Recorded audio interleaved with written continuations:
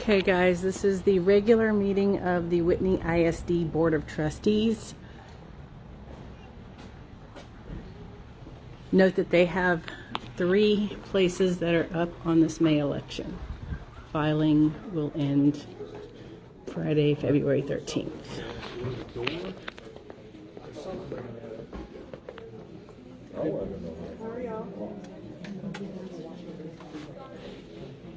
I already filled out a form to speak.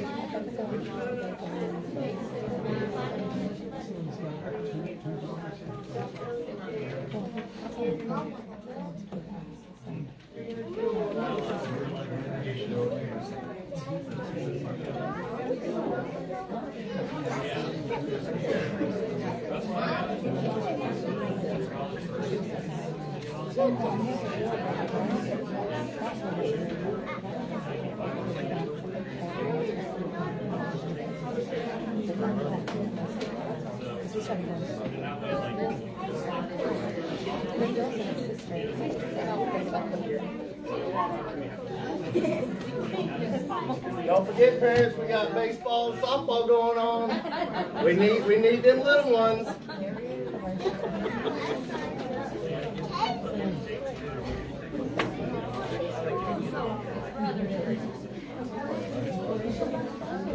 Do you even have to tell me at this point? I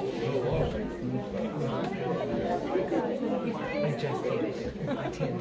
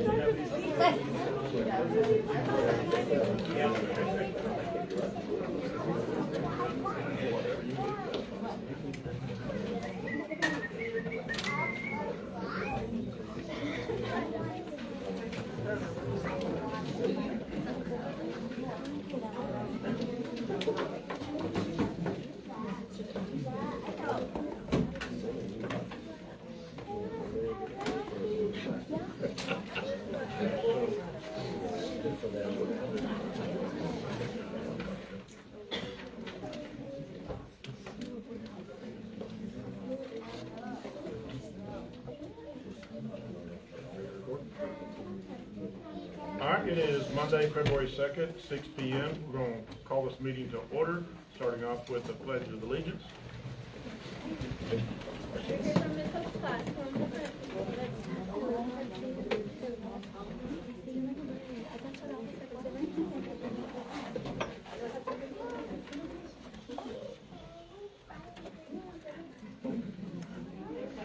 Okay, ready?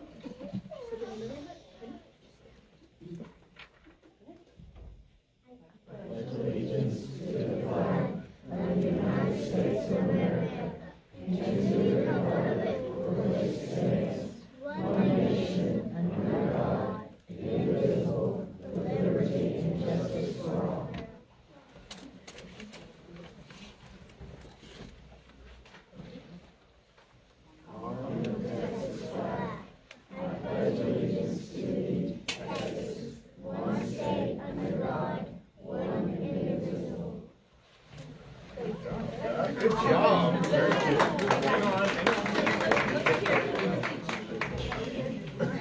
Say cheese. Miss Martinez, would you?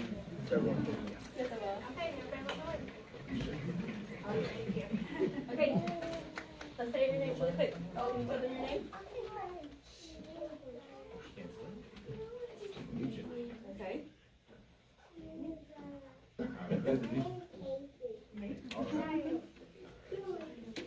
Tell me your name. Alfredo. Good job. Great job. Thank you for being here. Good job.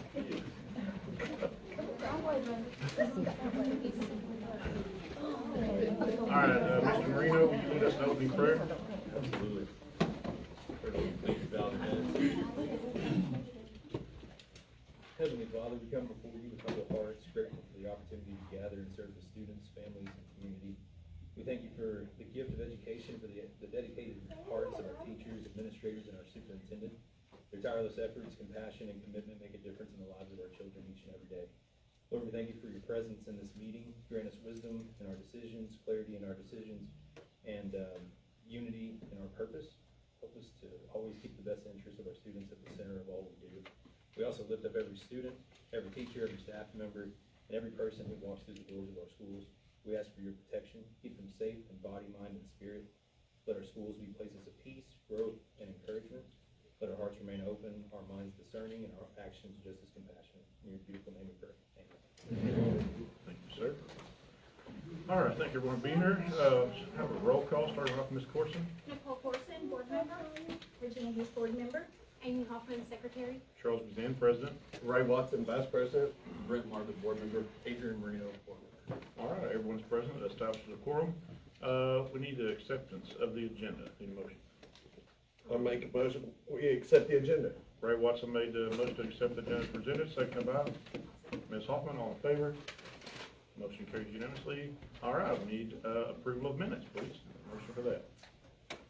I make a motion, we approve the minutes. Ray Watson made the motion to approve the board minutes from January 12th of 2026, seconded by Second.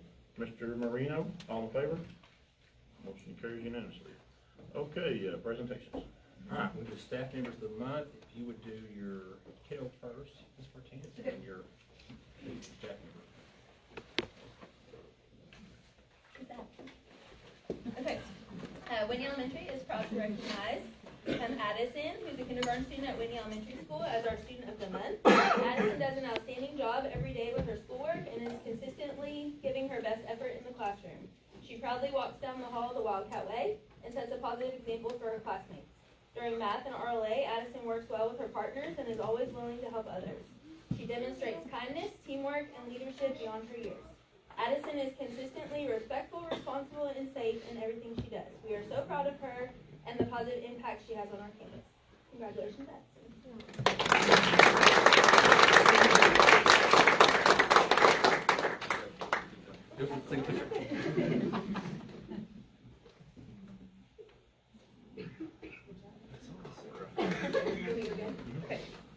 Ms. Hope. You may have noticed there were several pre-K students up here to do the pledge. Those were Ms. Hope's students.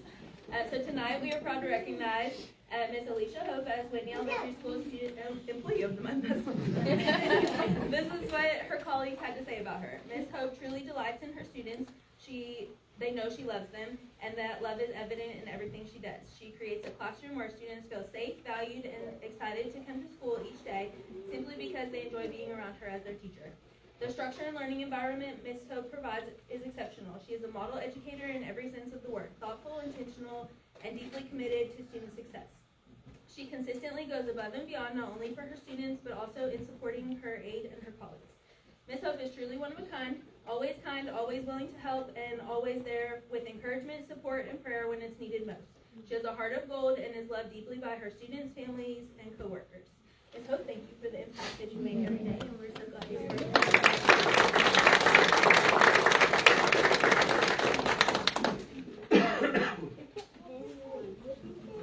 Yeah, don't forget that part.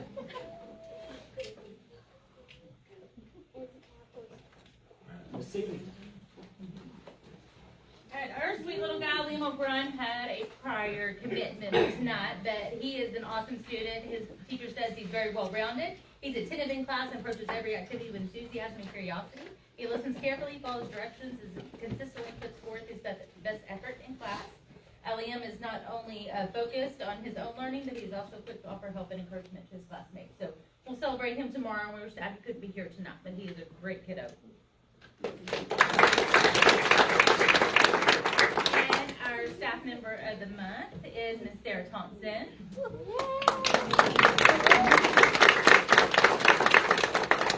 Sarah is always prepared, consistently demonstrating a strong work ethic and true professionalism in everything she does. So she works diligently to improve learning and engagement for her students and is intentional by creating lessons and experiences that meet their needs. Her classroom is a place where students feel valued, supported, and encouraged to do their best. One of Sarah's greatest strengths is her relationship she builds, not only with her students, but her co-workers. She's calm and loving, and they clearly thrive under her care. She takes time to know each child and and works hard to ensure that they feel safe, respected, and successful. She is a blessing to all that come across her, and we are glad she's on our campus. Yes.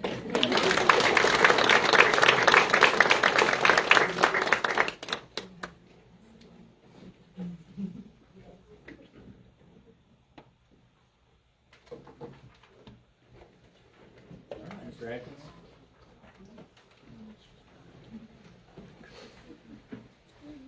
All right, middle school student of the month is Miss Addison Infante.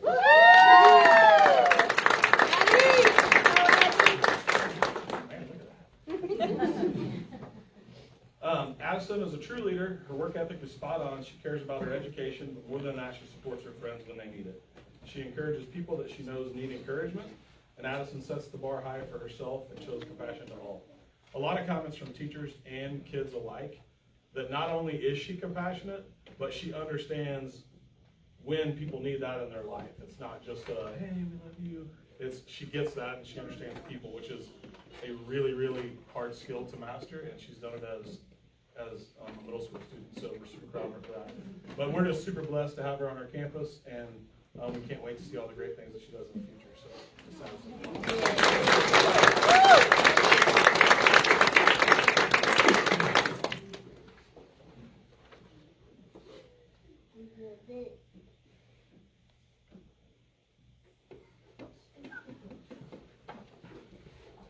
all right, staff member of the month is Miss Krista Lindsley.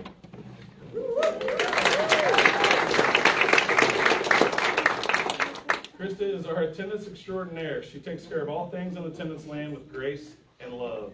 That's a hard job to do, by the way. She understands the importance of attendance and ensures that we know where all of our students are at all times. She is also a very important cog in our office wheel. She steps in, fills gaps whenever needed, and she is the first face that people see when they come to our campus. She does a great job directing traffic, and we're lucky that she is the first welcoming face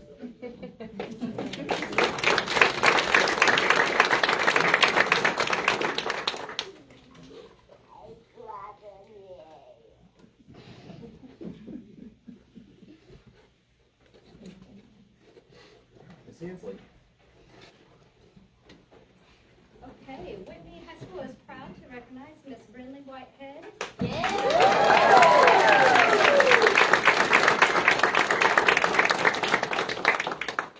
Brindley is the picture of a wildcat. She's a many. She has a positive attitude and works hard even when things are difficult, and she never gives up. She takes pride in giving quality work and getting it done on time.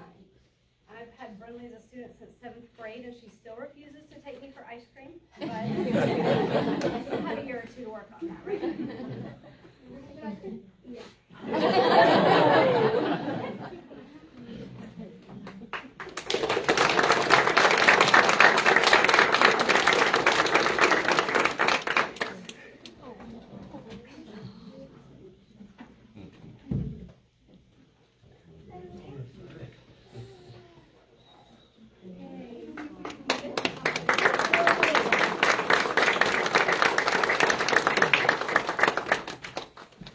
And our staff member of the month is Scarlett Baker.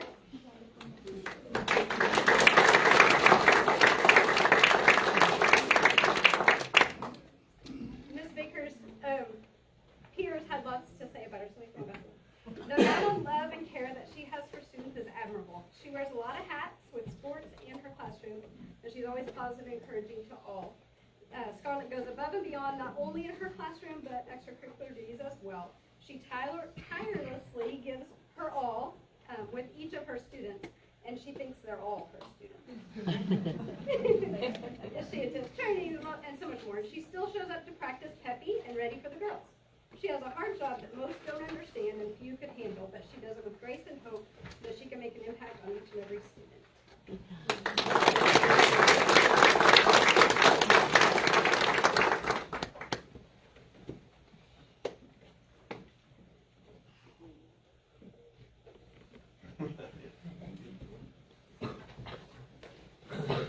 Mr. Ward, would you get up here and lie about Tim? Tim, come on over here. I got a lot of great things to say about Tim. Tim's, I'd say, my right-hand man in maintenance. Can't say enough good things about him. I would just say, in maintenance, we've got a roller coaster day every day. You never know what's going to happen from 1 minute to the next. I'll just say this. If he's putting out a fire, I can give him a call and say, Tim, don't worry about that fire. Even though you're in the middle of it, forget about it, put a little bit of water on it, I got another fire for you to put out. And he's always wanted to just say, no problem, I'll be right there. He's right there whenever I call him, whenever, however, it's no big deal. Whatever the job is, he's right there for me, right-hand man. And I also say this, no matter where he goes, whatever campus he goes to, he's always open to communicate with the staff, the students. He's a very positive man no matter where he goes. No one, anyone, they don't mind opening up to him. You know, if they got a problem, they'll ask him. They don't mind communicating with him. The kids are always very positive with him. So there's not enough great things to say about him. He's a man that every district needs as far as being in the maintenance. Tim, appreciate everything.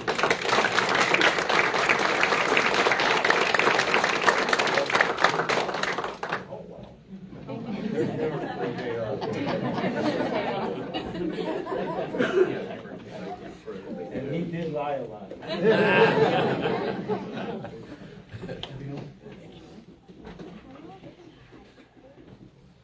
Mandy and Jessica.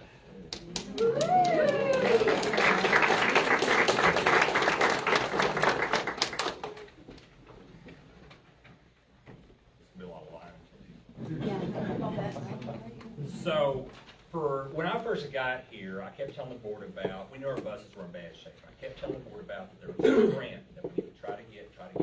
And of course, it had been closed for almost a whole year, and it opened up, I don't know, 3 months ago, right? And so, like, here's our chance. We're going to go for this thing. And this grant is a pain in the neck, like you would not believe, right? They had to crawl under buses, crawl through buses, crawl over buses to get all these types of different numbers. We'd send it to them. They'd come back and say, well, we need now this. I had to send them out again and do the same thing. This was a whole ordeal for several weeks, okay? And so I wore them out. I would be the first one to completely admit that, right? But the effort was worth it. We got a grant for $316,000 to help pay for new buses, which is huge. Absolutely, if any two people have earned a day off, it is Mandy Seal and Jessica Klein. You get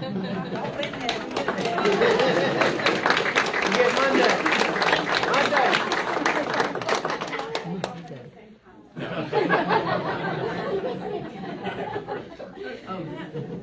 Good job. Thank you. Hey, you got a buddy.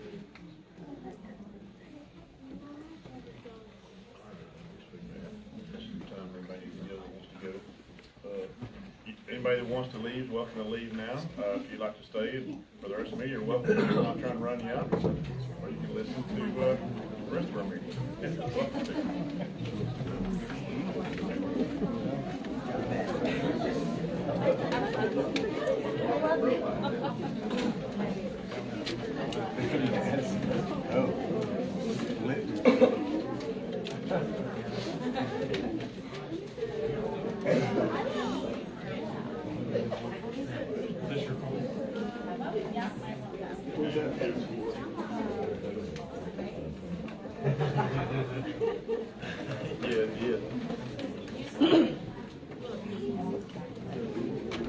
Okay, so now we have Ms. Seeley. She's going to present to us the intermediate year assessment, middle year assessment.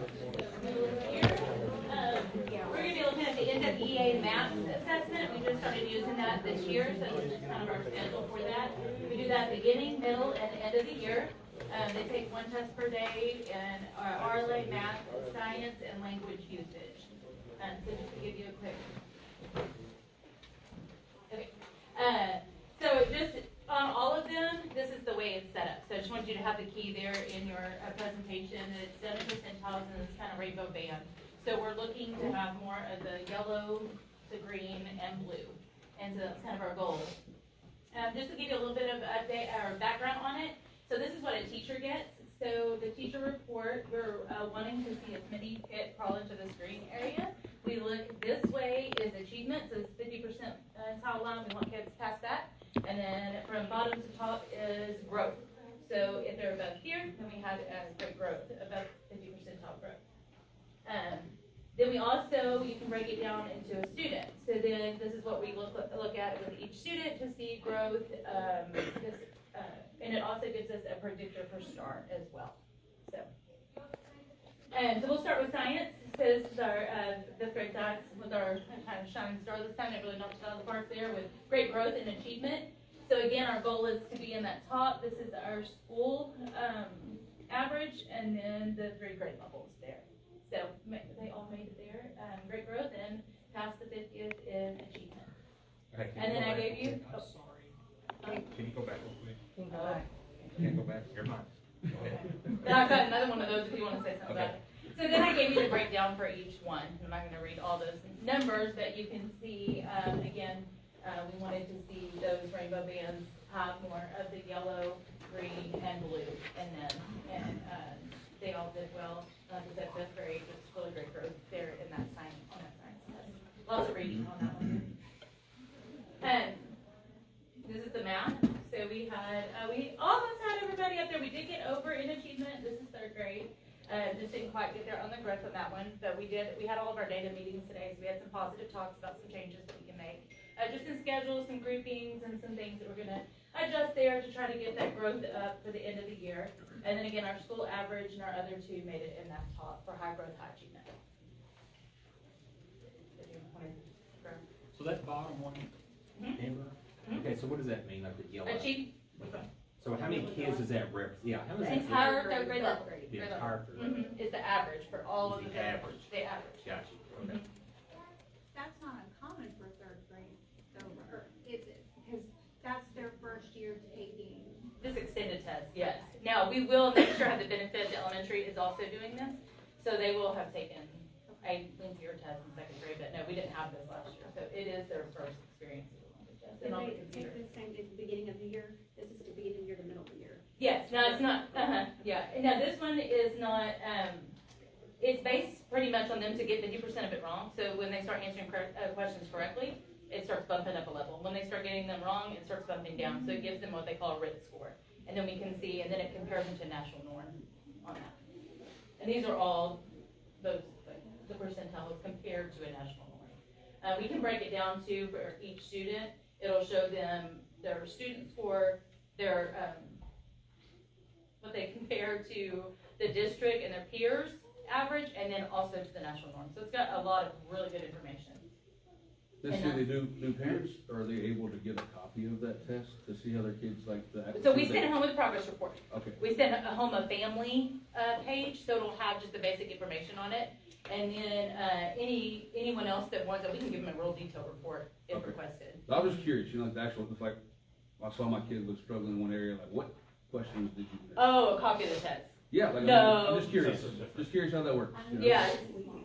Oh, so it is random question, like we can't even print, there's not a third Okay. grade test, it's more of a bank of questions. Okay. And then, like I said, even if it's a third grader, if they start getting a lot of questions wrong, it bumps them down in second grade material. They start getting things right, so it kind of gives where they're working at. So it's really not a third grade test, fourth grade test, it's more just a bank of questions to kind of see on their average where they're performing.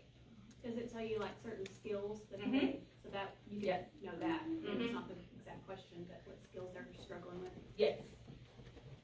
And there is a parent portal. Whenever, like, the family page that we sent home on Friday, it has where the parents can actually log in there too.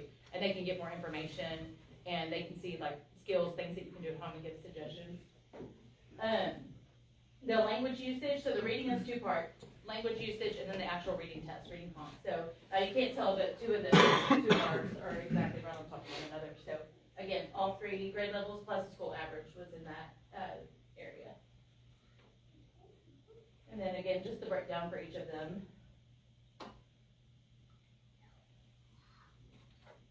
Reading, again, this is the hardest one. This is the one that you're gonna have to pump them up to take, because all those reading passages, they get real tired of it real quick. But they did well. In the fall, we, on achievement, everybody was on the side.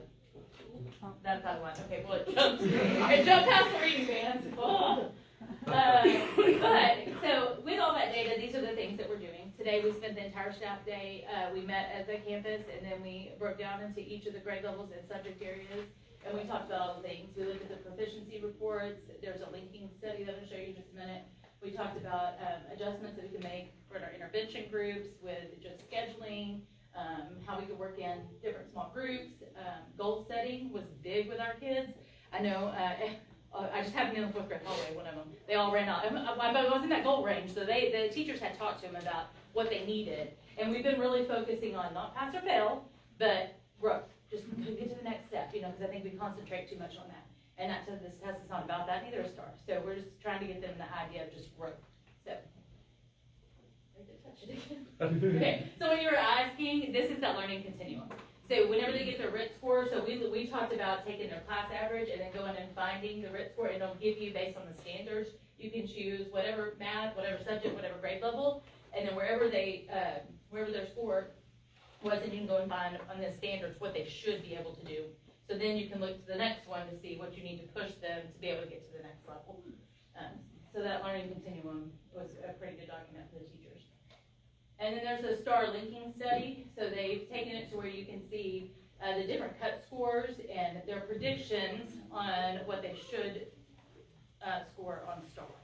And so we were able to we worked on this with the teachers today, comparing those. This one's for meets, for them to be at meets in the winter, in like 3rd grade, they would have had to have a 2 or 3 RIT score. And so they're able to look at that and see about how close their students are according to this. Now again, we're crossing fingers and cautiously optimistic that this is close to what the STAR data is going to be. And then a little bit further, they can really break it down and see approaching. The only thing it doesn't do is it did not meet low, did not meet high, approaching low, approaching high.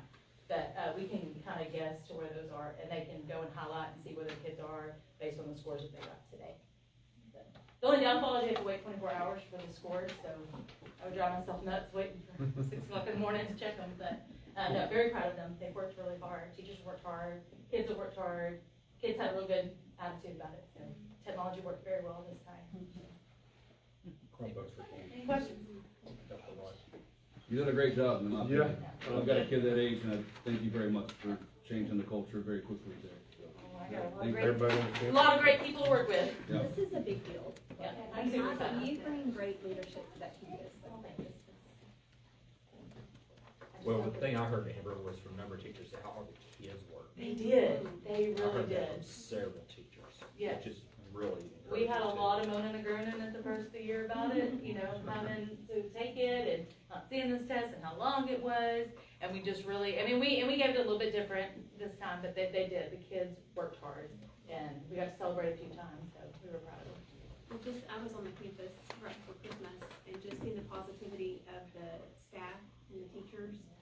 And when you have that, then the kids get excited too, and then the staff's excited. So it was really good to see everybody was really positive. And the teachers have been so good to be open with them about goals, setting goals. If you want to get to here, just, you know, this score, because I mean, I can't. And some of the kids that were worried about it, I was like, oh, I don't know if they turned the homework in this way, but they knew what they needed and like were focused on it. So it was really good to see. Well, thank you. Thank you. All right, middle school, Chad.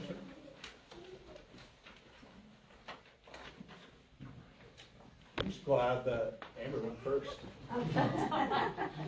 So the good thing is, a lot of the stuff at the beginning of hers and then the stuff at the end is going to be the same thing. So I'm not going to go back over all of the charts and the different things, but just going to kind of go through our data with you. But very similar sentiment.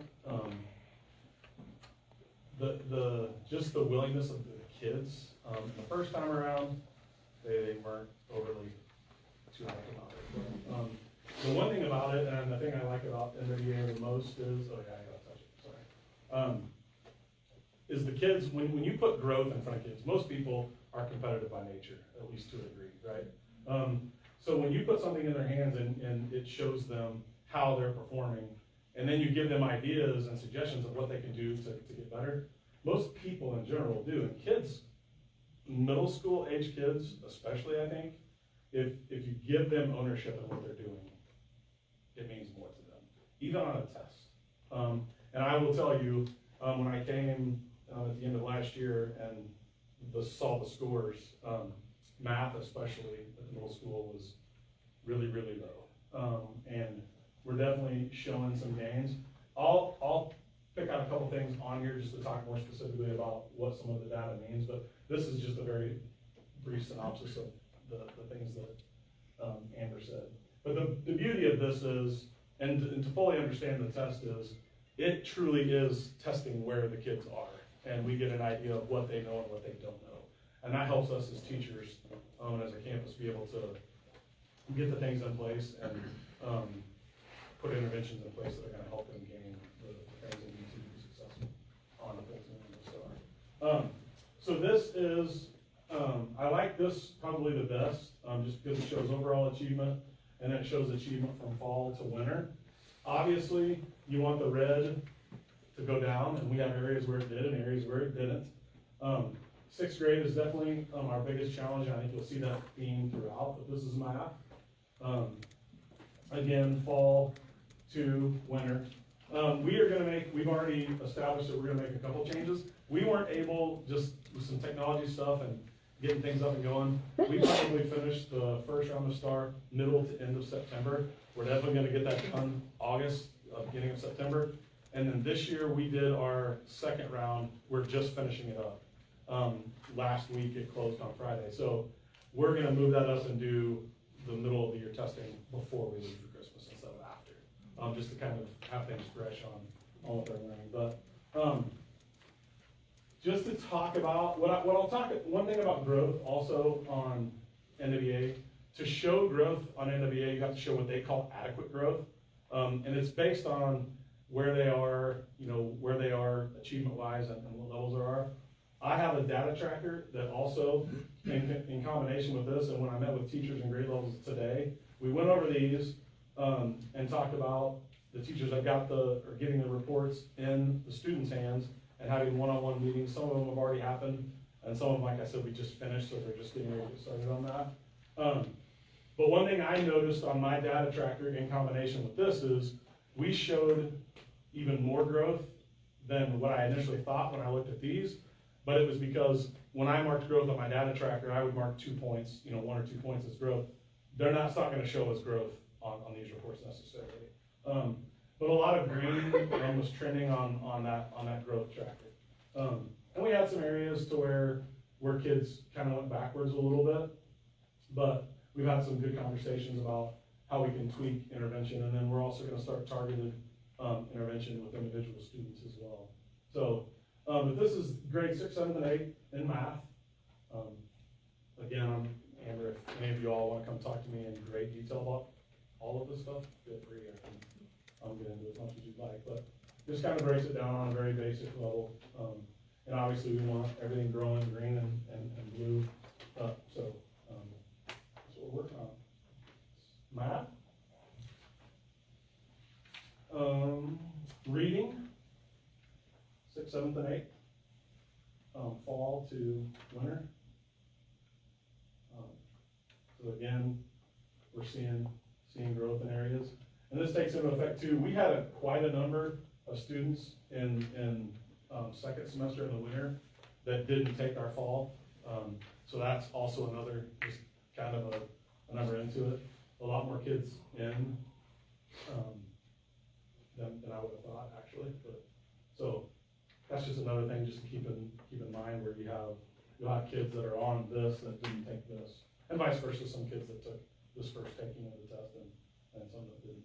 And if you guys have any specific questions, please ask. But I think I already said it, but again, the top bar is what? This is the overall. Overall, okay. Yeah.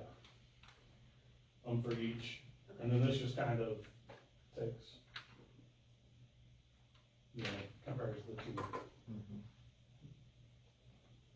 Reading.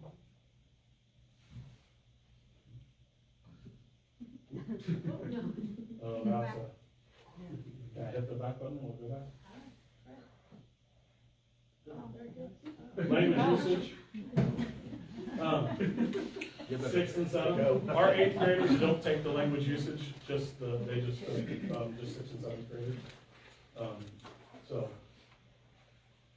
again, kind of what the numbers look like. And the best part about this for me, and I will say, is just the conversations that we could have with teachers and kids about where we need to move.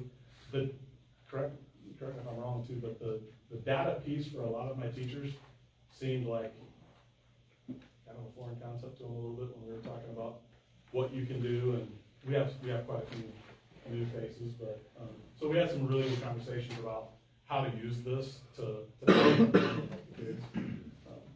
So it's kind of the best thing came from NWA on the summer campus.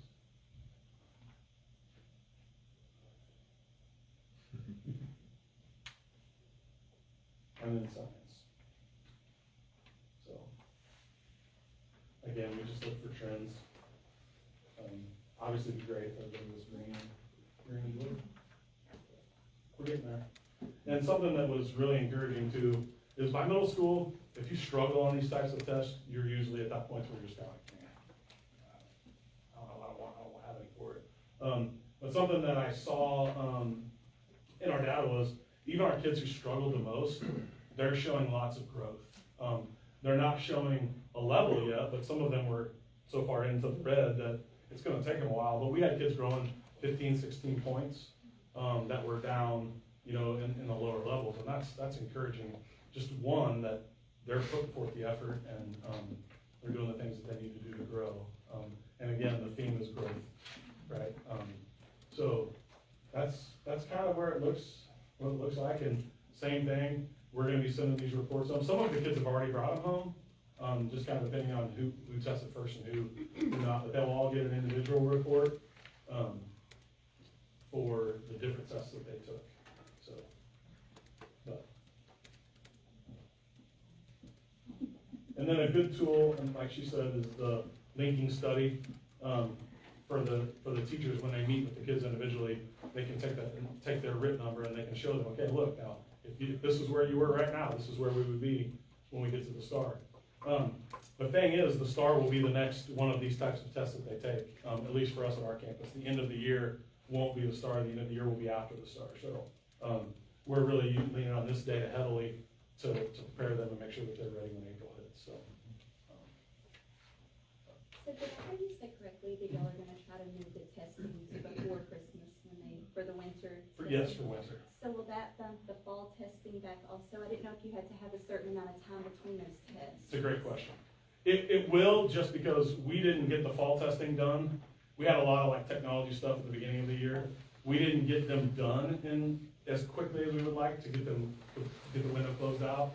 So, but we will now, and then that'll allow us to move that window up. Yeah, because you want as much time as you can in between, but I just didn't feel like, when I looked at it, I didn't feel that putting the middle of the year test before we left was really gonna be.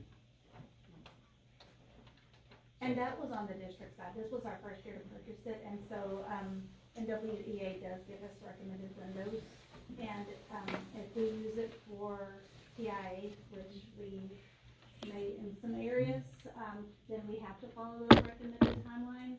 But we did not have it rostering our students in time for us to start when we wanted to. We had the technology issues. These new Chromebooks have made it much smoother, and so, we'll have it all in place next year and ready to roll to get it going. The Chromebooks, thank you again, Those are just game for y'all, thank you, because they're game changers. I mean, not only for testing, but just in our everyday. I mean, we're not having to charge computers and kids, I mean, it's absolutely amazing, so thank you all. Even just the touch screen to them flipping it around and just touching their hands, multiple choice, just not having to use the little mouse pad. They loved it. All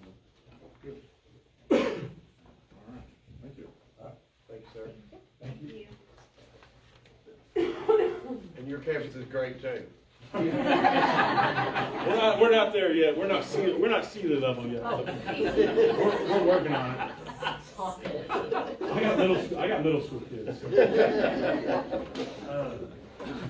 All right, preliminary budget of 26-27 school year. All right, so I'm gonna kind of go over, what we're seeing right now for budget for next year to kind of give you guys just a little bit of heads up, kind of what we're seeing. We are a long ways out, all right, with this, so I wanna hit the panic button just yet.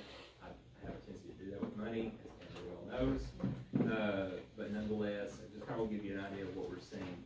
Don't get too terribly hung up with numbers in this thing, again, because there's some things that we just don't quite know yet, a little bit of guessing, so, ban it if you will. All right, so the process, so kind of how this works and how we do this is, you know, how it used to be was, you know, you have a spot open and you go ahead and you rehire that, you know, because you already had a spot in the budget, and then you would build your budget, and then at the end of the year, you know, you got done with your budget, you would say, okay, yes, you can add whatever you want to add, and that's fine, and all good and well, right? That's how it used to be. Well, how it used to be too was you could find teachers very easily. You could find all these spots very easily. And the game has changed considerably, all right? And so now, I don't like working this way, but now I feel like it's how we have to do it now is we fill the spots that we have open and we already have, right? That, you know, if an English teacher leaves, we hire an English teacher, right? We add whatever the principals feel like they need, and then we try to make the budget work. Again, I don't like working that way, but I think that's the reality of the situation is nowadays. And so what we did, go ahead, get the next screen. So what we did was I started kind of working on the budget in late November, early December. And what we do is we create a huge spreadsheet. Right? We create a spreadsheet at every campus, and we have everyone who's plugged in for that position that helps us track positions. So that way, when Amber tries to sneak in 4 or 5 positions on me in the budget, I know, no, Amber, that's not in there, and I can knock her down. And so that's how we track our positions. And also it tracks the money as well. So if you have for example, that's making $25,000 a year, you know, you will go ahead and put what the raise is and that, and it kind of gives us a running total of what we think the budget hit will be for next year with regard to personnel, all right? And so we start that. So in January, early January, and we did this last year, and I will say, I think we did a really good job with this. Early January, I met with everybody. I met with all the principals, met with all my directors, CFO, everybody, to sit down and discuss personnel. And I will absolutely and I will rarely brag on them in public, but I will on this one. I have been in these kinds of meetings before when the superintendent sits down and says, okay, what y'all want personnel, and it turns into a steel cage death match between the principals and everybody. And they did a really good job. They kept their cool, they were calm. I've been in that position before, and I wasn't calm. But they did a really good job. I told them, you know, hey, you need to be prepared to give something up if you want something. You know, we got to make this budget work somehow this way. And so they did a really good job of that. I have to give them a lot of credit for that. And of course, we started the early resignation incentive for teachers. So far, we just have one that's turned one in, okay? And so that's how we did. That's how we decided who was gonna get what, kind of try to make the money work as best we could. I had a number that I said we have to hit this number. Didn't quite make it, but I think we can. I'll get that in a second. We just found out today that we got the LASSO grant. This kind of changed my slide from what I sent to y'all because we just found out today we got it. I think, don't get too hung up on this, it's gonna be about $50,000 less than last year. Bigger percentage went to Region 12, it's not quite so much money. I'm not quite sure the final number yet. I know the amount is $440,000, but I don't know how that's all gonna shake out. So, next thing that's gonna come up is June. We've gotta wait, we can get all this stuff ready, but really what drives this is will we get our appraisals. We'll receive those preliminary appraisals values in June, okay? Kind of depends when we get those. We have a board meeting early June, don't know if we'll have those in there yet. We may have to call a special meeting so we can kind of go over ourselves, so heads up. But really, July is the big month. That's when we receive the certified days. That's when we know exactly what we got. And then we go nuts and try to get everything done very quickly. Of course, in August, y'all will adopt it. Okay? All right. You know when you'll know more about that LASSO grant, like the amount? I would, probably next couple of days. Yeah, I think next couple of days. So this request, this is what everyone asked, asked for. And again, I thought what they asked for was very reasonable. At elementary school, Amanda asked to add a kindergarten teacher. All right, now, I will say this, that position was there my first year I got here, and I cut it because of numbers, okay? So it was not in the budget for this year. So that is a position that we've historically had. I thought, when we looked to hire it this year, I thought it was in the budget. I told Tamara to put it in the budget. She said I didn't say to put it in the budget, but I'm gonna stick with my story and blame Tamara. And so, thought the position was in the budget, it wasn't. Nonetheless, we're gonna have to add it in there because it wasn't in the budget. So that is a hit on the budget. But again, it's a position that historically we have had, okay? We had, one of the things that Amanda asked was for either add a full-time dean of students, dean of or counselor, behaviors, a third body, basically, admin type of person, right, to help out with behaviors and that sort of stuff, okay?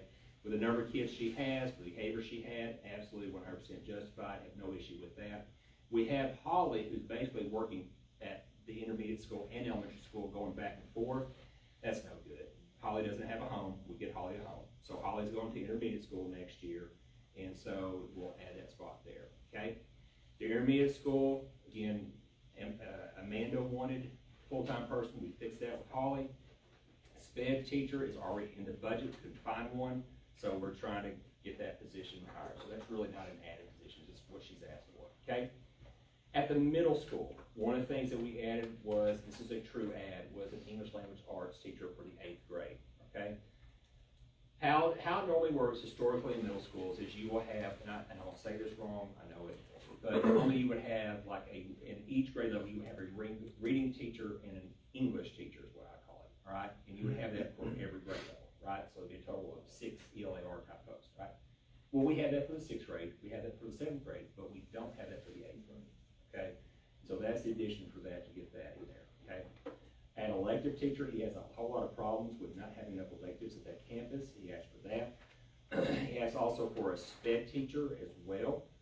With the numbers that he has is absolutely justified. And the other thing he asked for was an instructional coach. I struggled with that one. And the reason I struggle with that one is not because I don't see a need, because there absolutely is a need.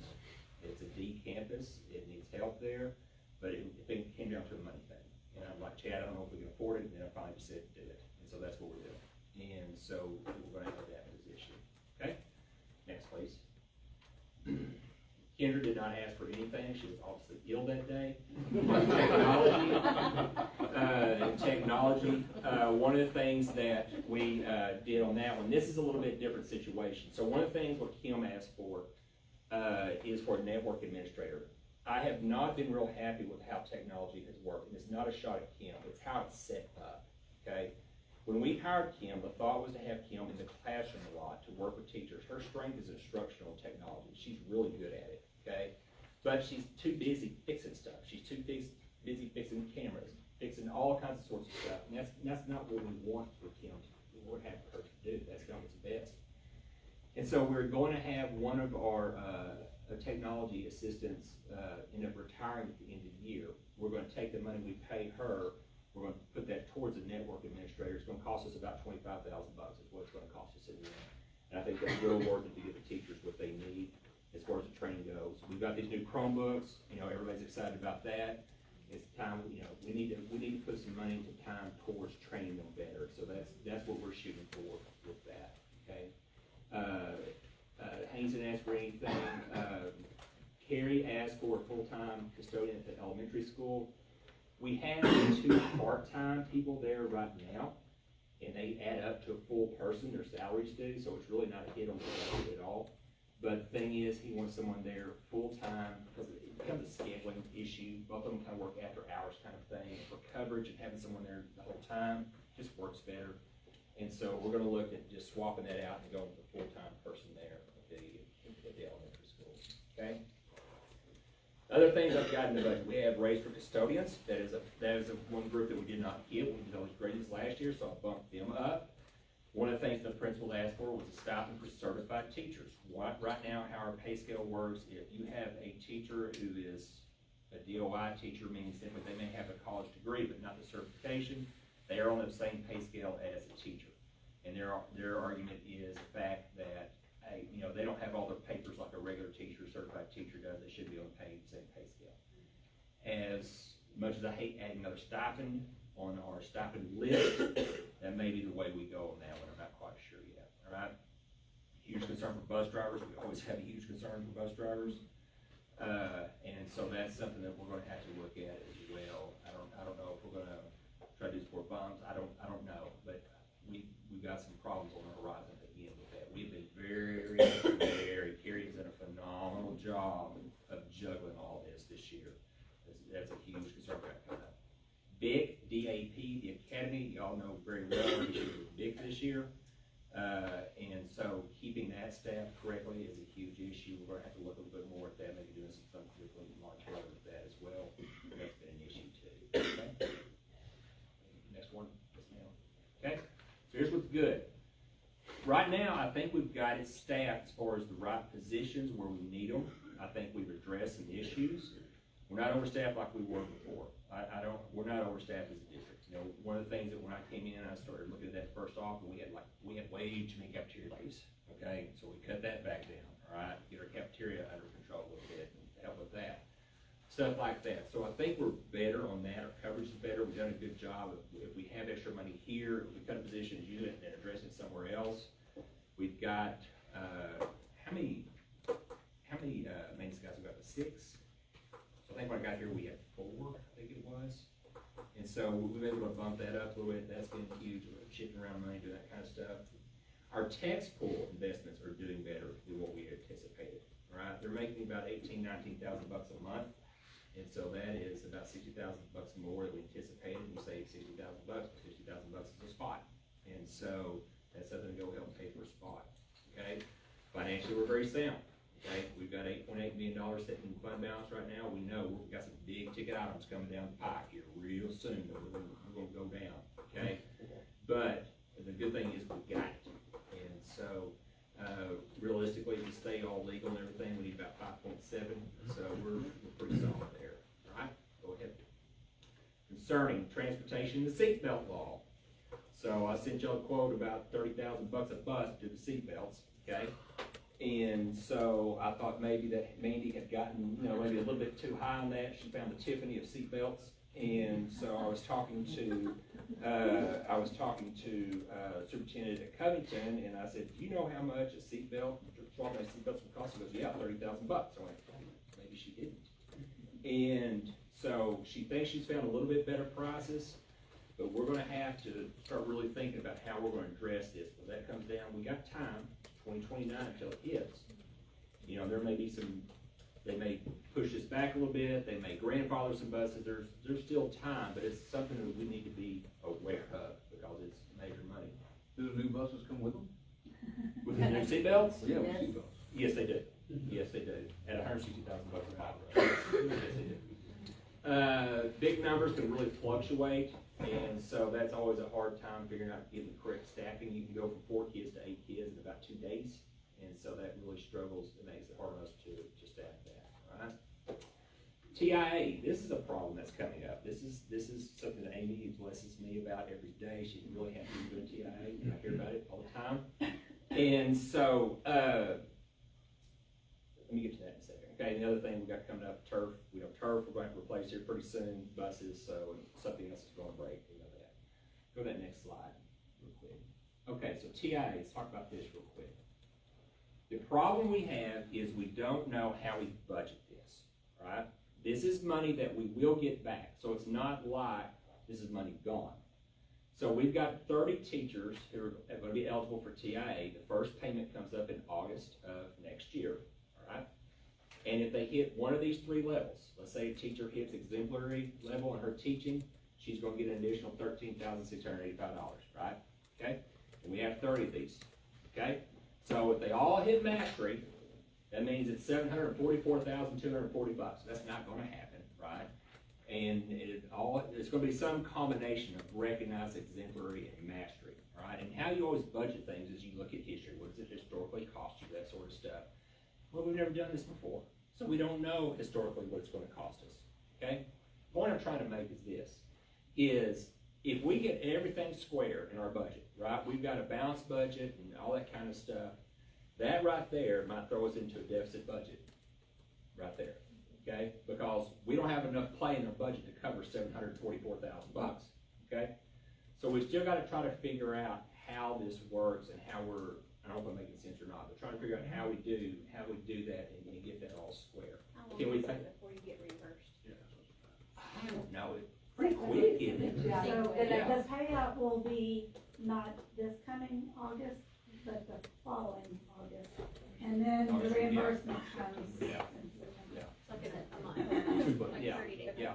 And so, and we can, No, I think it's different, it comes in a different budget year. yes, it comes in a different budget year, it's part of the problem.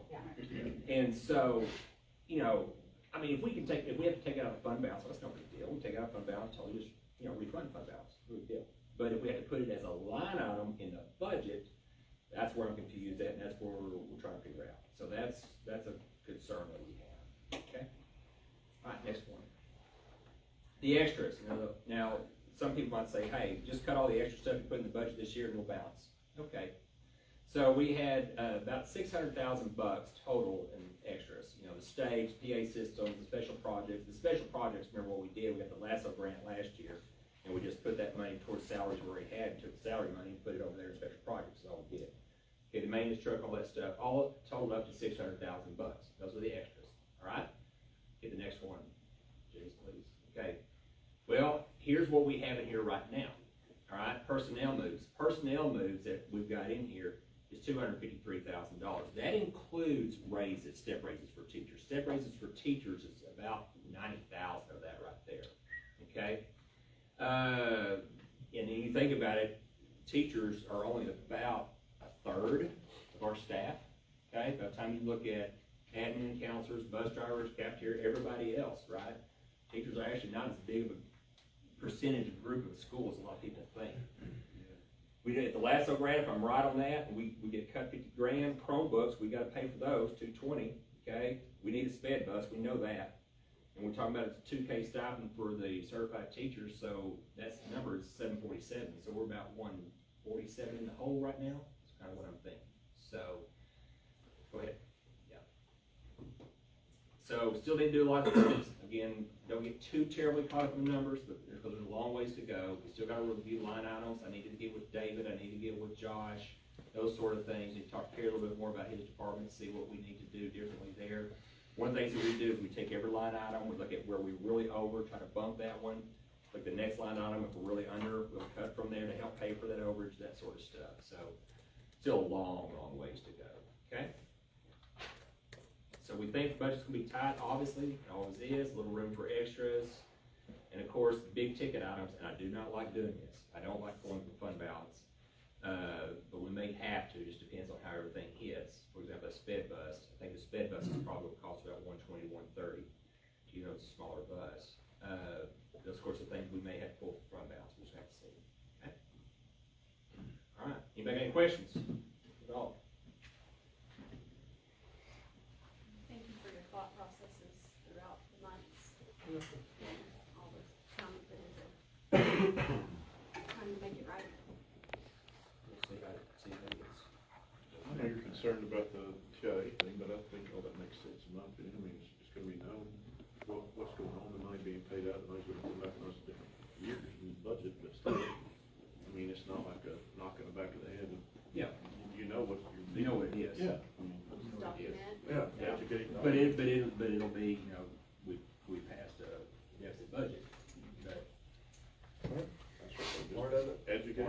Let's see. And we may not have to do it, we may not have to put a lot, I don't know yet, that is a concern of that, we'll see. So then like, after that first year, then the next year, that money that we got will already be on the, it really would just be a deficit budget the first time, right? Yep, that's right. All right, any other questions on that? Comments? I appreciate the transparency. All right, now we have public comment, and we're gonna have two of them, no, three, excuse me, I did not see a third one. And I'm gonna read this, it's gonna apply for all three, I'm not gonna read each time, so I have to read this for each public comment. The public comment agenda item, during board meetings each month, the Whitney ISD Board of Trustees schedules public comment. This is an opportunity for residents of the district, parents, employees, and other individuals to participate openly in board meetings. There's a time limit. Each person is limited to a 3-minute presentation, except for comments. In addition to public comment, individuals will be allowed to comment on agenda items. These comments will also be limited to 3 minutes. Any direct criticism of a specific employee is prohibited and will be considered separately as provided in board policy. Board response. Trustees will not deliberate or make decisions about information provided in public comment. The item may be passed on to district administrators or placed on the agenda for consideration at future board meeting. And our first public comment is going to be Amy Teal, and the topic is elections. Amy, I'm gonna raise your hand when I start the clock, and I'll do, you know the 1, and then I'll do a 3-0. Gotcha. And then, I'd like to thank Whitney ISD for being pretty consistent with sharing the board meetings to the Facebook page, and would like to encourage you to start adding the link to the agenda when you do that. Educating folks to be able to preserve their rights and liberties is the heart of why the public school system was set up in Article 7, and that happens foundationally at the meetings of the body and via the election process.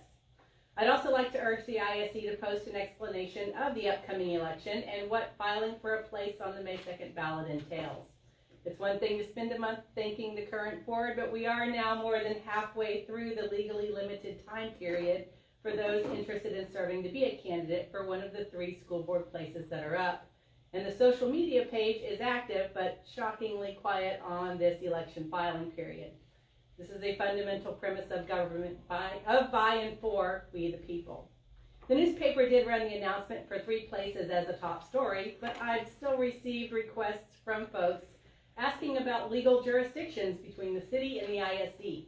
So posting a map of the district might help with local constituent education, and I've asked the city to do the same. I'm hoping that an unbiased local organization is planning to host an all-candidate forum for city and ISD races before early voting starts in April. There is a general meet and greet for local candidates scheduled at the Lake Whitney Library for Tuesday evening, April 14th, but it is not a debate forum or a structured Q&A. The deadline for interested parties to file for city or ISD places is Friday, February 13th at 5 p.m. And then the following Tuesday, February 17th, early voting begins for the party primary election. Today was the last day to register to vote in the upcoming primary. Sample ballots are available on the Hill County Elections Department website. Early voting starts February 17th and runs through the 27th. Election day will be Tuesday, March 3rd, 7 a.m. to 7 p.m. If there are any students interested in helping to get out the vote for either of these elections, I encourage them to reach out to local candidates and volunteer. When voter turnout is so low, the efforts of a small group of teens can make or break an election. I would like to invite the community to attend the County Republican Party meeting next Monday the 9th at 7 p.m. for a Meet the Candidate night, and then also to the all-candidate meet and greet at the Lake Whitney Public Library next Tuesday evening at 6:30 p.m. That's it. Thanks. All right, next public comment, Jason Sneed. It is on school property tax. Yep. Hey, good evening. It's fun to be on this side of things for a change. My comments this evening will be brief. and are equally for the board as well as those present and those watching online. As many of you may be aware from the political stuff in your mailbox, our governor and several other state officials are running for re-election, and one of the big campaign issues is the ending of local school property taxes. And while the knee-jerk reaction to this might be a resounding woo-hoo, however, I would encourage you that deeper thought be put into this. Without taxes set, levied, and collected locally, there is no power of the purse. There is no local ISD. This means Whitney doesn't control Whitney ISD. Austin controls Whitney ISD. Thus far, no state politician, to include the governor backing the abolish school property tax issue, has proposed anything to replace it, keeping local control of the purse. You as board members have the ears of your other elected politicians. They want your support and the support of your constituency. Further, I would ask the people present in this room who aren't on the board and those listening online to seriously consider if you want an Austin bureaucrat run Whitney ISD with no local control, because that is the inevitable other side of no school property tax. Throw the preliminary budget you just heard right out the window, because Austin sets your budget. Thank you for your time. All right. Next public comment. Thomas St. Peter. It's over 4-day school week. Good evening. I know you guys have a lot bigger fish to fry, but it's that time of year, and so I want to talk about this. My name is Thomas St. Peter. I'm a local business owner and a parent to children that attend Whitney ISD. It's my opinion that a Friday calendar should be presented and reviewed before voting on the 2026-27 schedule. When implementing changes to a business structure, you identify your goals and you build your plan around achieving those goals. The goals of the 4-day school week, I must assume, consist of 3 primary objectives. 1, decreasing costs. 2, improving attendance and in turn improving revenue. And 3, increasing teacher employment opportunities and retention. So the question I ask is, why do we land on a Monday off schedule? What was the driving force for Monday? Or has there been an in-depth discussion about the option here? I read a working paper released by the University of Houston Education Research Center back from February 2025, and in that paper they outlined several statistics. One that stuck out was that in the state of Texas, 73.8% of schools chose a Friday off schedule, as opposed to 22.1% choosing Mondays and 4% choosing a hybrid. So why did we go against the norm? Statistically speaking, Fridays have upwards of 20% more absences than any other day of the week. If the goal is to increase attendance and in turn increase revenue, removing Friday is the most straightforward way to achieve that goal. All the districts around us have adopted the 4-day school week, do a Friday off schedule. In industry, when you do something different from your competition, you have to swing the biggest hammer, meaning you have to pay a higher wage or have something that gives you an edge on your competition in the job market. While trying to achieve the goal of teacher retention, this competition creates options that are unnecessary while also creating competition. Monday is the day the world starts work. You have your goals and what you're trying to accomplish that week. I struggle with teaching my children it's a day of relaxation for the rest of their time at school. I've witnessed my children do virtually nothing on these days, as our responsibilities as parents have stayed the same on Monday. As an employer, I have the flexibility with my staff on Fridays, but not Mondays. Most people are always working their week towards flexibility on Fridays for games and everything else, and I know that as a parent, I would be significantly more present for them. Monday is and always has been a quality education day where it's business as usual, and Friday has a lot of disruptions, be it pep rallies or class parties, and typically it's not a quality education day.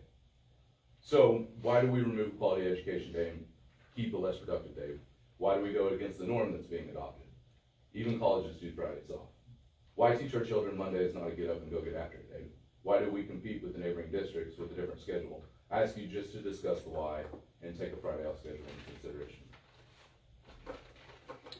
Thank you. All right. Okay, action items. Consider and take possible action to approve property bid. Bid or bids? Which one? All right.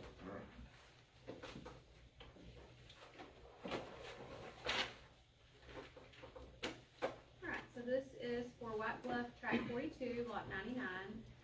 It's an amount of $1,983.07.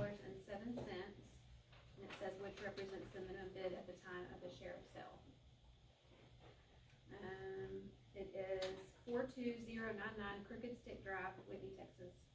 And it's for James and Gwen Waller. That makes it minimum good, yeah? Yes, sir. All right, thank you.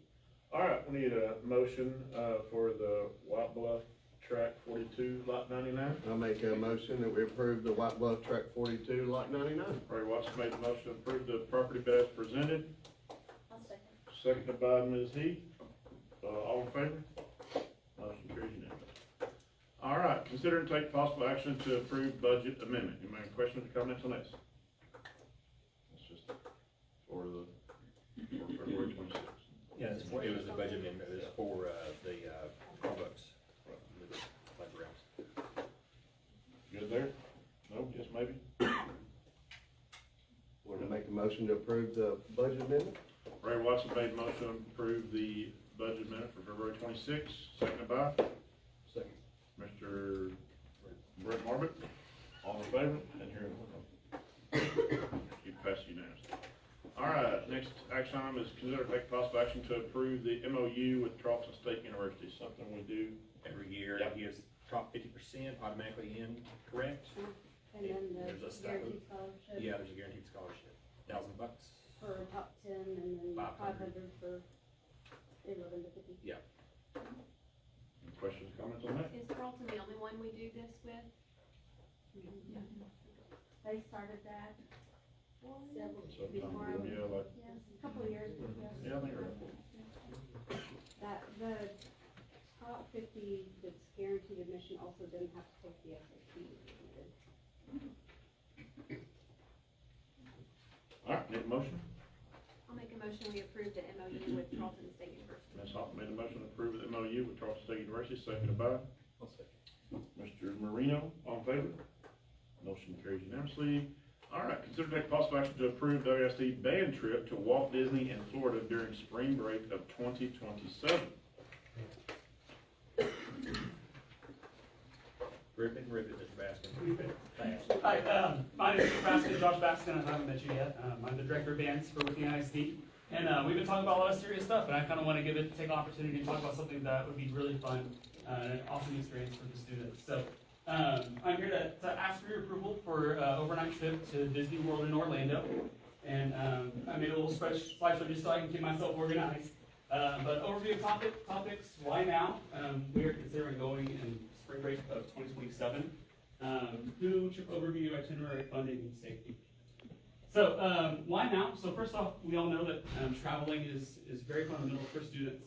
Research shows that travel has a huge social impact, bringing increased intellectual curiosity, independence, tolerance, and willingness to learn to our students. So I had a chance to go on a Disney trip when I was in band, 15 years ago, I can't believe it already. And it really did just kind of opens your eyes to different places. I know some of our students haven't had a chance to go out of state, and so I'm really excited to possibly get to do this for them. And why specifically now? This trip's over a year away.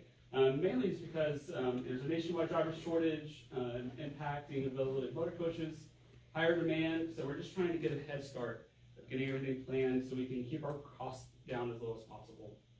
And then, yeah, same type of stuff. We're requiring deposits, all this fun stuff. So that's why we're kind of talking about this now. And also, this it helps make the trip more affordable. Since parents can possibly pay out per month for the trip instead of having to pay for a whole one lump sum. So if we get this approved, then we'll have almost 12 months to pay to break that trip up, the cost of that trip. Okay? So who are we invited to go? So it's basically a fine arts trip. So it's not just for band. Band, color guard, royales, and then hopefully we'll have a choir next year. We'll find a choir teacher. We'll invite them to go as well. So a trip overview. So we're planning on, like I said, the spring break of 2027. The actual dates will depend on the new calendar next year, but if it's similar, correlating dates would be the 13th through the 19th. 7 days tour, the Saturday before spring break, and we'll get back that Friday. Transportation, the good old tour bus, nice 24-hour trip to Orlando. That's the fun part. Accommodations is an off-site hotel, and then we'll go into Disney for 2 days and Orlando for 3. And this is also really cool. We get to do a workshop, so there's an educational portion of this as well. And since we're having so many different types of groups go, I think a theater workshop will work best for us. That way the Royales can do something with dancing, you know, band can sing, and also we don't take our instruments on the bus if we do a theater workshop, so that'll be the plan there. So what's included? So we got 4 nights at a hotel, all-inclusive meal plan featuring 18 meals. And this is good. They basically get a card that all they can buy is food. So if you can't go spend your food money on Lifesaver, so they make sure that they have food. Like a 3-day park admissions workshop like I talked about. Group Collect, the online trip and registration payment system, which basically means that the students and their parents pay online themselves. I don't have to touch any of the money. It goes straight to them. Very, very easy. Also, the trip company that we are working with has what they call post-trip departure coverage. So that's like if the bus breaks down and we have to get an extra night at a hotel, the trip company covers that. And they also have a $6 million professional liability coverage. So really excited to work with this company. Just a really quick itinerary. Leave on Saturday, have a couple days in the park, a workshop, and of course this might change as we get the boys back on Friday. And the big thing is how we pay for this trip. So the Fine Arts Booster Club is going to be the main fundraising group for this. Some fundraisers we already have planned or are planning is our mattress sale, concession stand, spring dance, fireworks. And basically the Fine Arts Boosters have decided that pretty much 40% of any of the funds are going to go straight towards the Disney trip for next year. Student payments. Students and their families will supply the majority of the funds for this trip. And there's also scholarships that they can apply for the trip company. And they may also take direct donations via the online payment service. Estimated cost per student is between $1,400 and $1,900. It just really depends on how well the Fine Arts Boosters raises cash for them. And I've been told that this is actually quite a bit cheaper than the last time we went to Disney, which was, I think, before COVID. So I think it's a really reasonable cost for a 5-day trip at Disney in Orlando. And another big thing is no funds will be provided directly by Whitney ISD. It will all be completely parent and student funded. Safety. So we will have a large number of chaperones and directors to keep an eye on the students. I think my goal is to have no more than 8 to 10 students per chaperone, which I think is very doable. I think I've already had like at least 10 different parents telling me they want to go. So we should have plenty of chaperones, park daily check-ins, and then, like I said, no less than 10 to 1 ratio. Our hotel will be a fully enclosed entrance, so people from the outside can't just go into their doors. And then we will also be hiring a security guard to keep watch over the hotel every night from 11 p.m. to 5 a.m.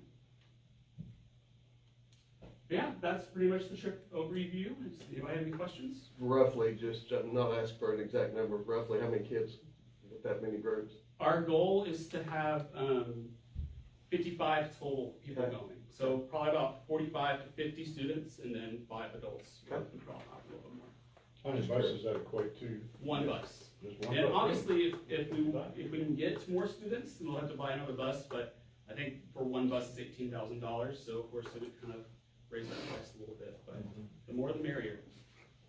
And that includes ticket prices and everything. That's all inclusive. The only thing that doesn't include is just souvenir money.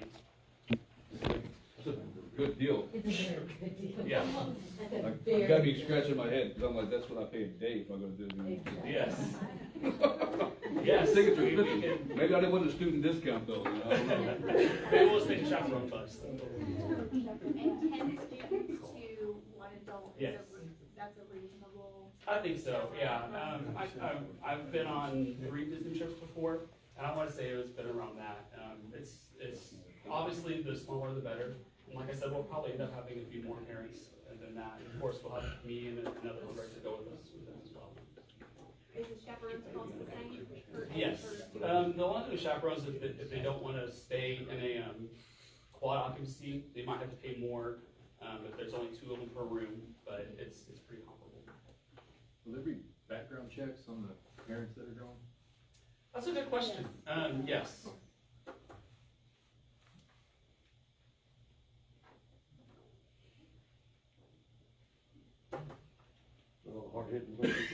Yeah. More softballs going off up there. All right, any other comments, questions on this? Thanks for the presentation, good presentation. Well, you got it.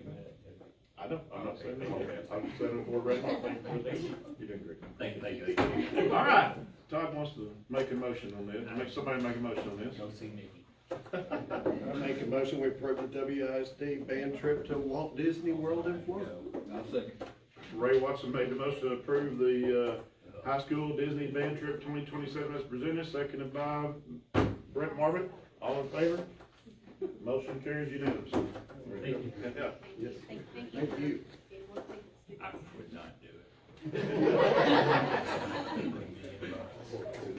All right, consider and take possible action of the resolution regarding Senate Bill 11, period of prayer and reading of the Bible or other religious text.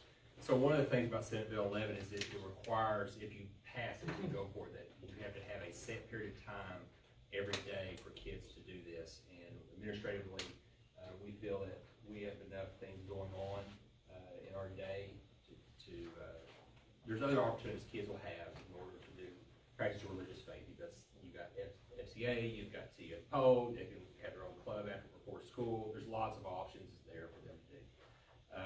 If y'all, our opinion is administratively is not to approve this, and we would by no stretch of the imagination be the only district in Region 12 not to approve it. We had a little show of hands the other day at Region 12, all the superintendents there. There was only one superintendent, one district that raised their hand and said they were going to do it. Everybody else, it was either no or undecided on it, because we see also a lot of issues with this as well. So. One of the things with it is like parents have to sign off on it, right, for them to be a part of it, so you have to keep those kids separate during this time. Yep. Updated And all that kind of stuff. It can open up a huge issue, so we just don't want to stay away from that. All right, need a motion for this, if nobody has more questions. Okay, how should, You make a motion not to. that's what I'm gonna say, that's what I'm gonna ask. Okay. I would like to make a motion not to approve Senate Bill 11. Ray Watson made the motion not to approve Senate Bill 11 resolution on prayer. Seconded by? I'll second that. Seconded by Charles Lynn. All in favor? Motion carries unanimously. All right, consider take possible action to approve the order, notice, and resolution to call for a school board trustee election. Questions or comments for this? That's just our standard Mhm. election. Yep. So I do have a question, so we'll have the 2 full term expired, Right. and then we'll have the 1 year. When people are putting in, do they have to say where, Which one they want? they're going? Yes, Okay. yes. Yeah, it's gonna be on you're gonna have the 2 seats, and you're gonna have the 1 seat. Right. 2 separate. Right, which is unusual, because normally it's at large, right? Right. And so, but for our situation, since Jason left, he has to come, or his spot, which brings in, has to come up at the next election, so. And then that individual will, if they so choose to, will run again in 2027. They'll have to run It's a again. 1 year. It's just a 1 year. It is a one-year deal, isn't it? Yeah, Because that would have been the original. yeah, that's right. Need It to would have be. a seat. That's right. All right. Is there a spot on the application where people can mark that? Yes. Yeah, okay. All right, any questions on that? Comments, any more? You want to run that spot in? All right, need a motion on this, please? I'll make a motion that we approve the order, notice, and resolution to call for a school board trustee election. Amy Hoffman made the motion to approve the order, notice, and resolution to call for a school board trustee election. Seconded by? Me. Ray Watson, me. All in favor? Motion carries unanimously.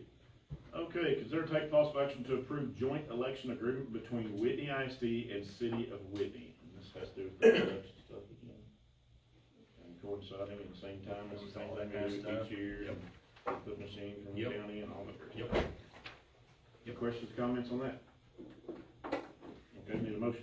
Make a motion, we approve the joint election agreement between Whitney ISD and the City of Whitney. Ray Watson made a motion to approve joint election agreement between Whitney ISD and the City of Whitney, seconded by? I'll second. Mr. Marino, all in favor? Motion carries unanimously. All right, information items. Anybody have any questions on the administrator's report or comments or anything?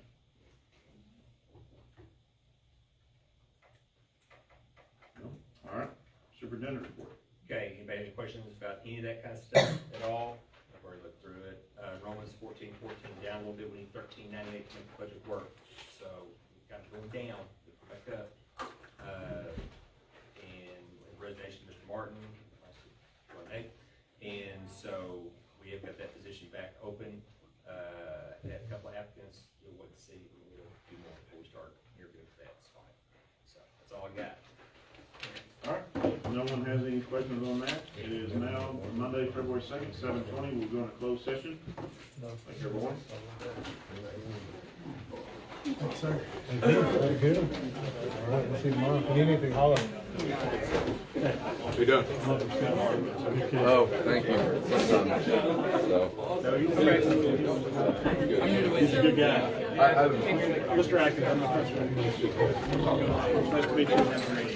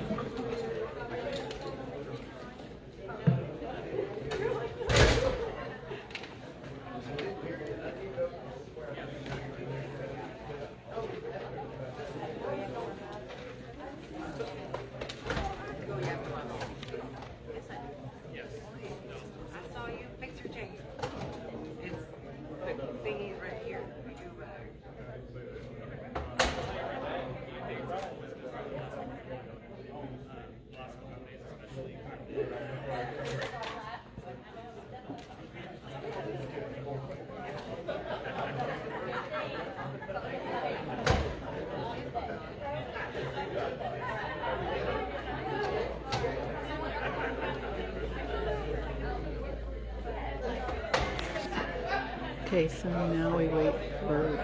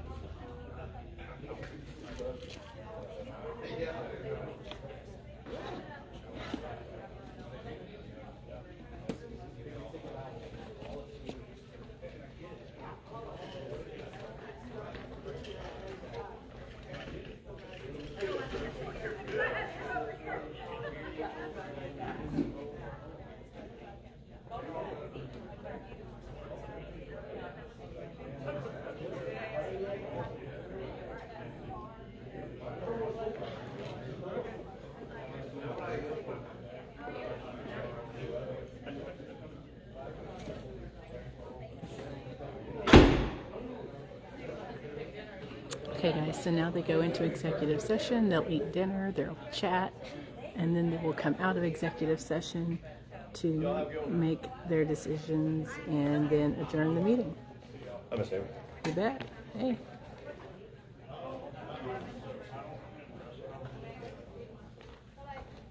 Have a good evening. Two. Good night, good night. Good night.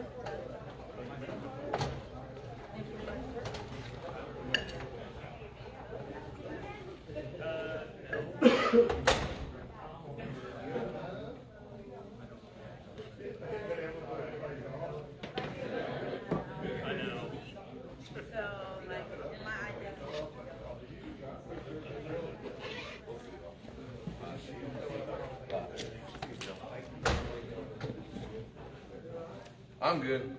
Just chaos. Yeah? I'm good. Bye. Up and down, up and down. Alright, what you need, brother?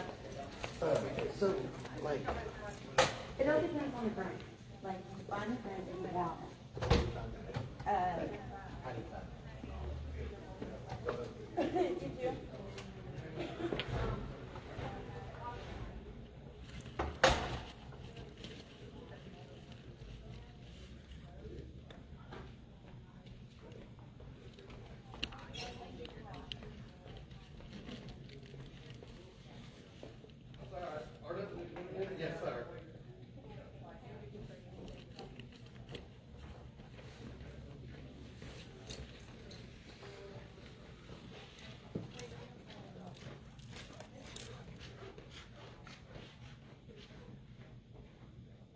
Right when Tom sat down, I think,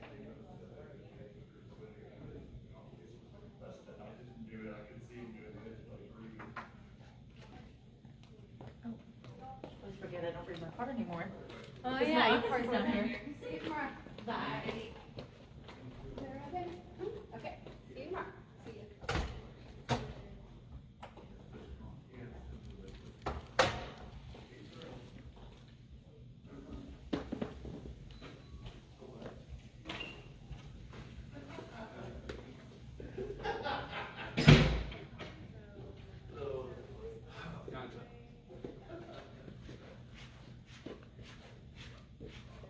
That was informative, thank you for the dates and all that stuff. Oh, yeah, Yeah. yeah, so I keep up with that. I'm still learning, yeah, I'm like, hey, that's, you know. It's hard to find out stuff too. Give it luck, You wanna take me home? I'm right down the road. Oh, across the highway. No, thank you. Highway, got to pay. You don't feel Is everybody? make sure everybody that was out Yeah. that needed to be out. Yeah, well, I'm not sure if all the board members are in. Probably Just not. in the room. They're up there, they're there, everybody is. Oh my gosh. There's no.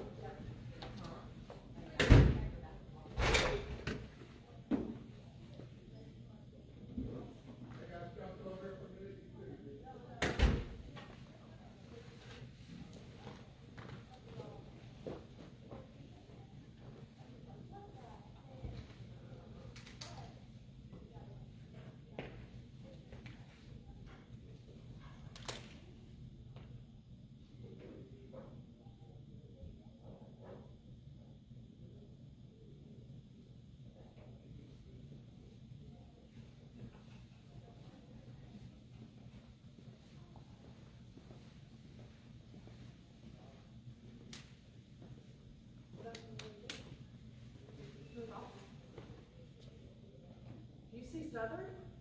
He was in there. No, he's not. Oh. I don't know where he disappeared to then.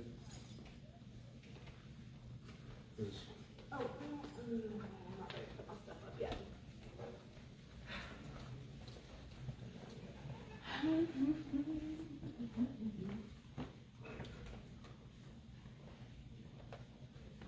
you lost? No. I'd be arrested.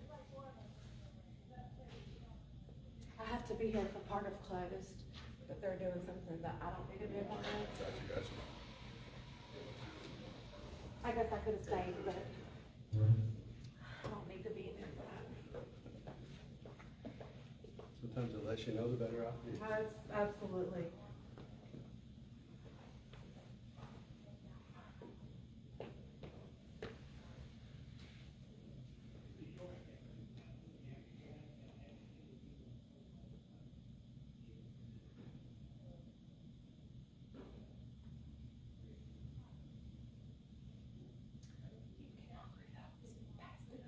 At least an hour more. You don't need to go to bed. And me, whenever I get in bed and turn the TV on, it takes me about 5 days to watch one show. Because I turn it on and I fall asleep. Yep. So if I do that, it's like if I'm putting something on to watch, go to sleep, History Channel. I'm just Well, that puts me something- to sleep anyway, I think. I like listening to that stuff, but this way I don't have to watch it. I can just listen, Yeah, and I just roll over and still go to sleep. yeah. Middle of the night, wake up, it's still on until the crazy 8 when you turn the TV on. It's whenever I find myself like nodding my head and dozing, then I'll just pause it wherever I'm at in my show. And I can pick it back up the next day. That works too. Instead of, and then I'll just go right to sleep. It takes me a minute. Otherwise, I have to figure out where I fell asleep at. Yeah, then you end up watching the whole thing over, or you're watching it thinking you started where you left off. I'll be at episode 1, and then all of a sudden at episode 4, I have no idea what's going on. Mhm. I haven't done that, not on purpose, but it just happens.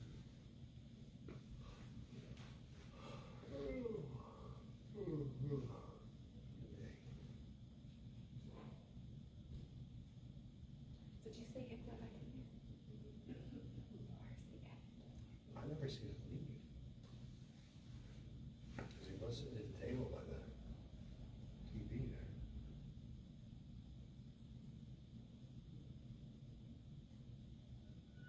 I don't hear any noise or ruckus in the bathroom.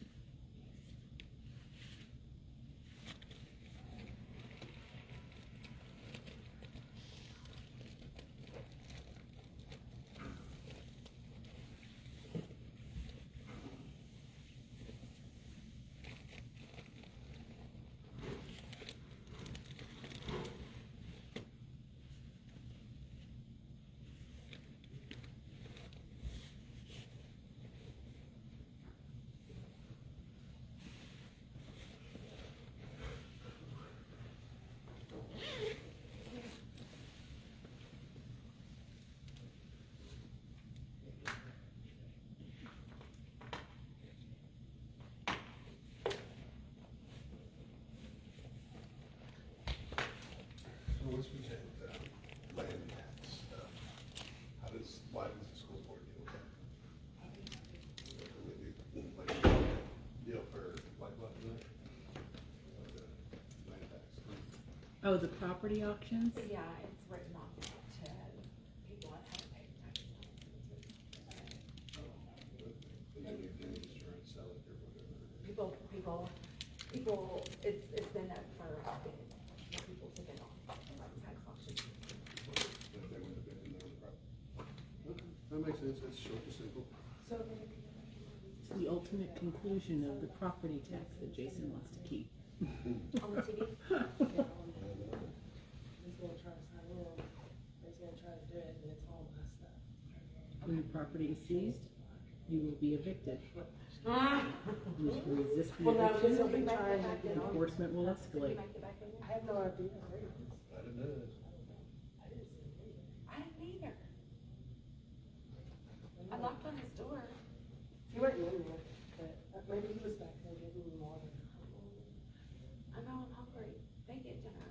I haven't had dinner. Huh? I said they get dinner, but I haven't had dinner. I'm hungry.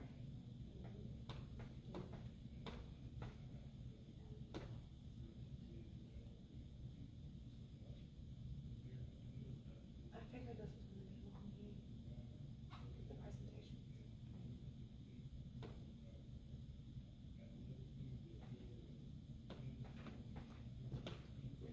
I'll ask him.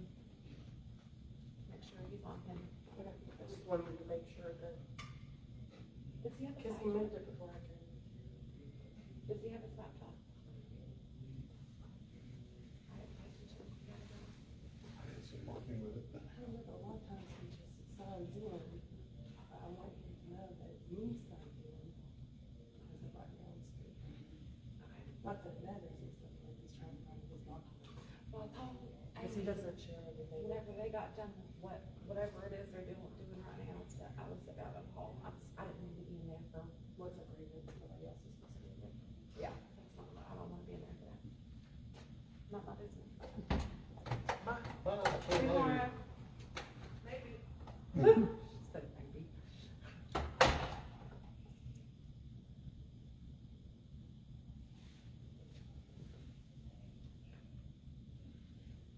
Somebody was aiming high. See that blue thing?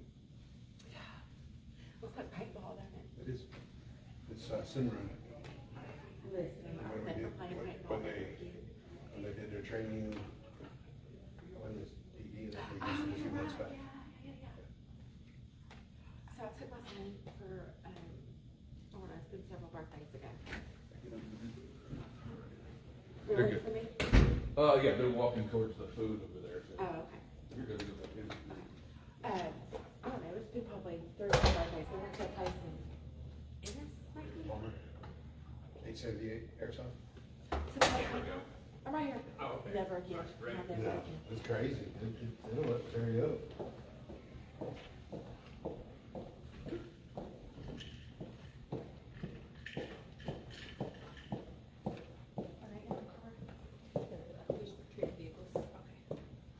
Bye, y'all. See you later.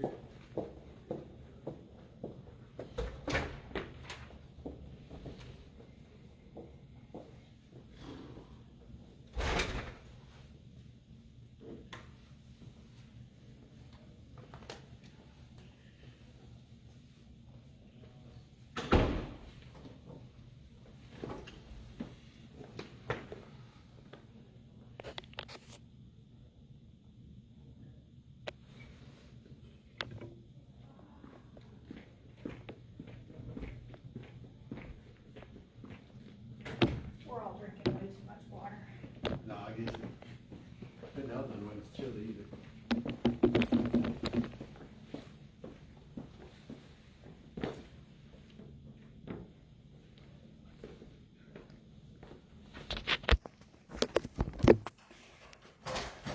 Oh, you're good, you're good.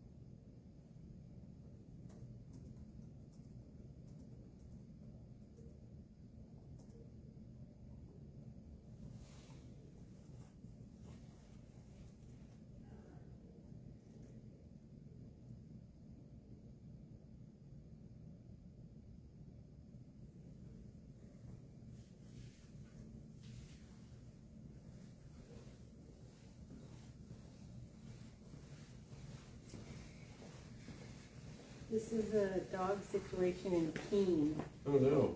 They duct taped this dog's snout. Oh. Keene Animal Control was called, and the owner said, well, that's just a training mechanism, and so they just left it. They left it. They walked away from No, that I'd be like, situation. let me duct tape you and see if that's a training You method. know?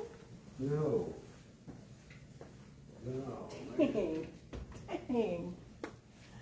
Yeah, look at, oh, I'm plugged in. Hang on.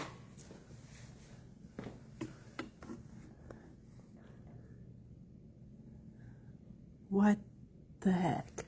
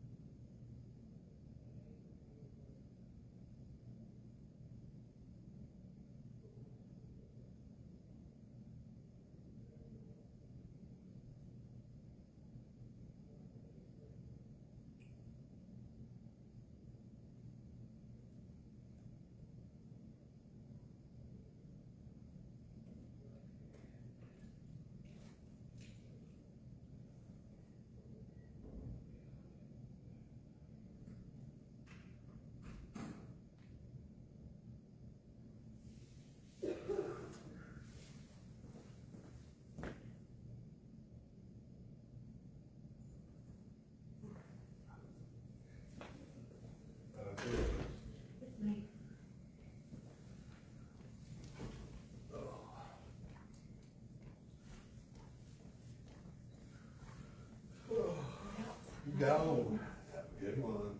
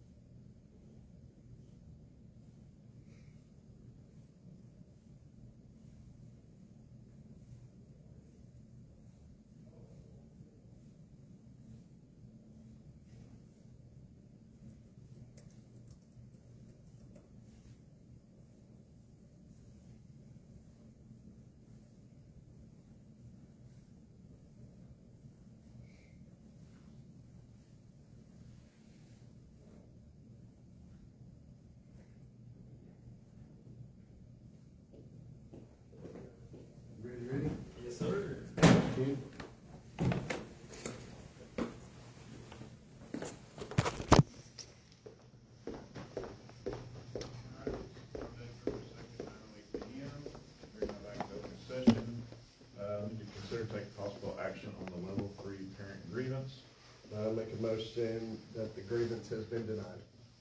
Ray Watson made the motion for the agreements to be denied, second by I'll second. Regina Heath, all in favor? Motion carries unanimously. Consider and take possible action to approve administrator contract. I make a motion that we approve the administrator contract recommendations as presented. Amy House made the motion to approve the administrative contracts, seconded by I'll second it. Ray Watson, all in favor? Motion carries unanimously. Consider and take possible action to approve new hire personnel as presented. I make a motion that we approve Bethany Laughlin. Amy Hoffman made the motion to approve Bethany Hoffman for new hire. I'll second. Seconded by Brent Margaret, all in favor? Motion carries unanimously. Okay, motion for adjournment. I make a motion that we adjourn. Ray Watson made a motion to adjourn. Second. Seconded by AJ Marino, all in favor? Motion carries unanimously. It is Monday, February 2nd, 9:09.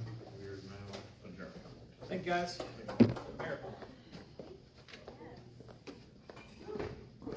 Yeehaw, all done, going home.